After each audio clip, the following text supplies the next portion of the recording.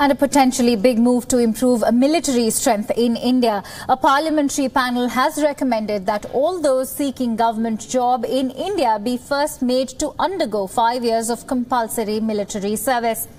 The parliamentary panel on defence has asked the Department of Personnel and Training to prepare a proposal in this regard and place it before the government for consideration. The panel believes such a step would help correct the perennial and alarming shortfall in strength in the armed forces, besides bringing in a much more disciplined force into government service. Remember, the Indian Army is short of over 7,000 officers and over 20,000 men. The Indian Air Force has a vacancy of nearly 150 officers and over 15,000 other ranks. The Indian Navy faces a shortage of 150 officers and nearly 15,000 other personnel. The panel says the recommendation should be considered on priority as it concerns national security. India's central and state governments employ over 23 million people.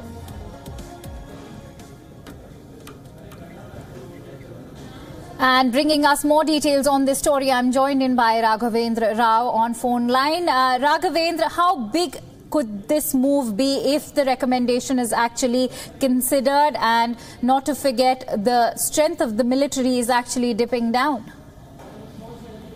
Absolutely, Akanksha. If it is implemented, this would indeed be a very, very big move. Now, we must remember that compulsory military service for aspirants seeking government employment, this has been recommended by a parliamentary standing committee, and the committee has said that those aspirants who are wanting to join central or state government gazetted services directly should undergo 5 years of compulsory military service. Now, the idea here is to address, the deficit the armed forces are facing in terms of personnel. As you just mentioned, the Indian Army, the biggest shortfall is in the Indian Army, 7,000 officers and 20,000 men.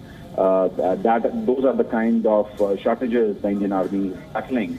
The Indian Air Force are short of personnel too, but the numbers are much lesser in comparison to the Indian Army. And the idea essentially is to ensure that the defense forces do getting a steady supply of people serving in these services.